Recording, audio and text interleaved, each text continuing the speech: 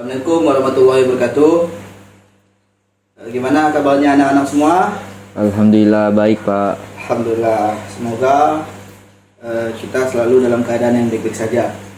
Jadi pada pertemuan kali ini Bapak akan memberikan materi. Yang itu anak-anak tahu apa materi yang mau Bapak sampaikan? Tidak Pak. Oke, jadi pada siang hari ini Bapak akan menyampaikan materi terkait macam-macam sujud, yaitu sujud sahwi, sujud syukur, dan sujud tilawah. Sebelum masuk ke materi, di sini Bapak mau menyampaikan sedikit tujuan pembelajaran kita pada siang hari ini. Yang pertama, Bapak harap anak-anak setelah dari pembelajaran ini, anak-anak yang pertama bisa mengerti apa itu pengertian umum dari sujud. Terus anak-anak juga bisa mengerti macam-macam jenis sujud dan juga pengertiannya, dan semoga dengan pelajaran ini anak-anak juga bisa nih setidaknya menerapkan atau mempraktekkan di kehidupan sehari-hari.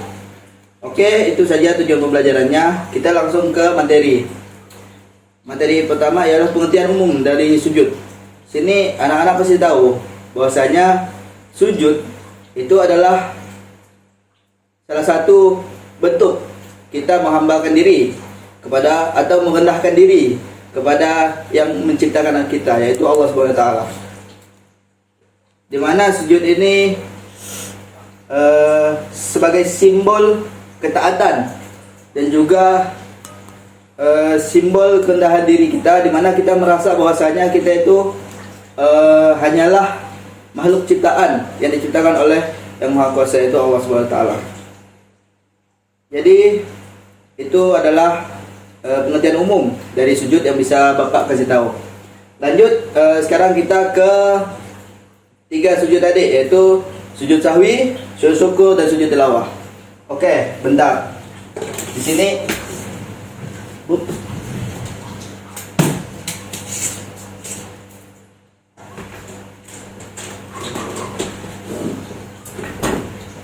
ini ada syarat dan tata caranya, tapi kita belum masuk.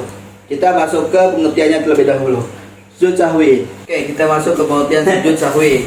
Jadi sujud sahwi ini adalah sujud yang dilakukan ketika kita kelupaan dalam sholat. Contoh lupa rakaat. Nah, sujud sahwi ini dia di sini ada syarat dan tata caranya, yakni sujud sahwi dilakukan setelah salam dalam sholat. Jadi ketika kita sudah melakukan salam, Assalamualaikum warahmatullahi wabarakatuh, nah di situ kita melakukan sujud sahwi.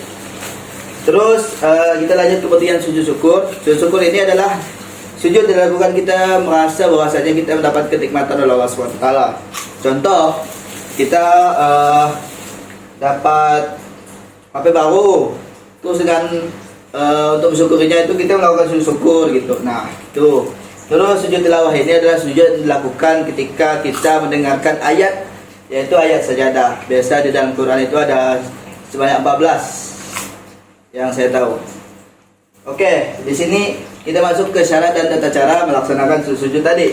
Dari sujud sahwi. Sujud sahwi itu dilakukan setelah salam dalam sholat. Terus dilakukan 2 kali sujud dengan membaca takbir ketika saat turun dan bangun dari sujud.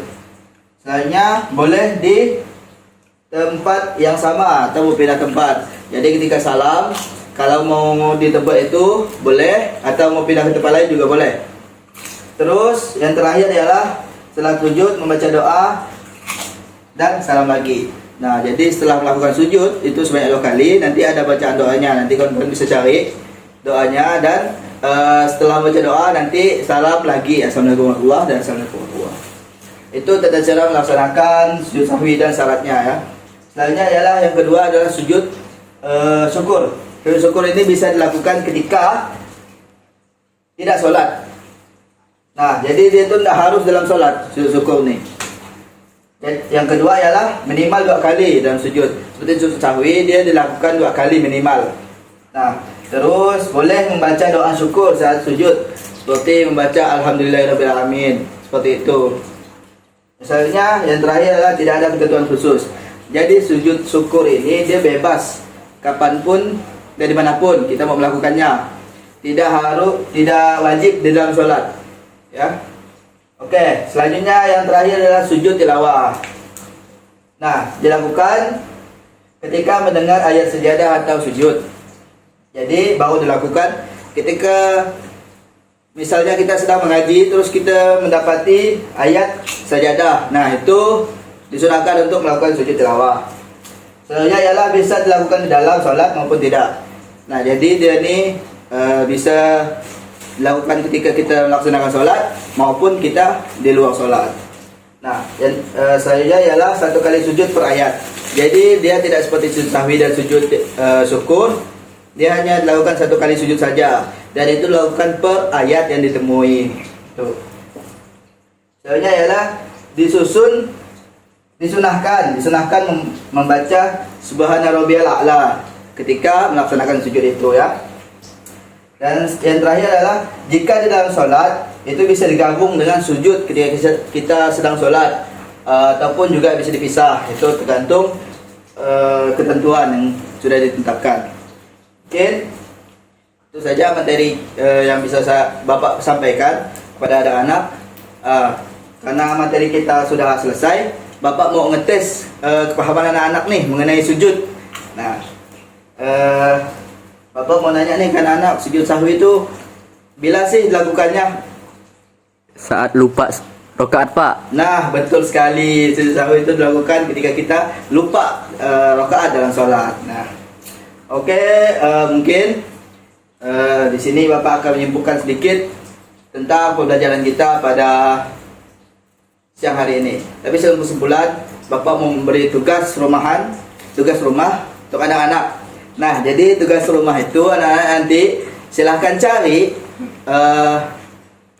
contoh gambar ya, contoh gambar ketika sujud sahwi, sujud syukur dan sujud tilawah.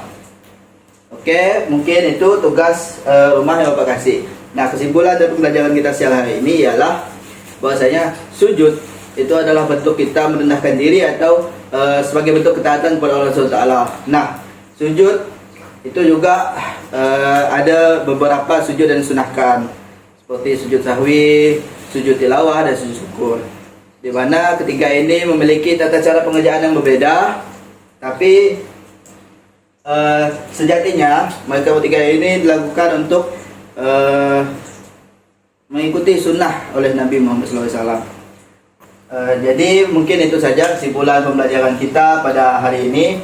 Bapak harap dengan kita sudah belajar materi ini, anak-anak bisa menerapkan ketika anak-anak berada di dalam kondisi yang tadi sudah Bapak terangkan. Mungkin sekian yang dapat Bapak sampaikan, kurang lebihnya Bapak mohon maaf. Wabillahi taufiq wa hidayah. Wassalamualaikum warahmatullahi wabarakatuh. Waalaikumsalam warahmatullahi wabarakatuh. Makasih, Pak.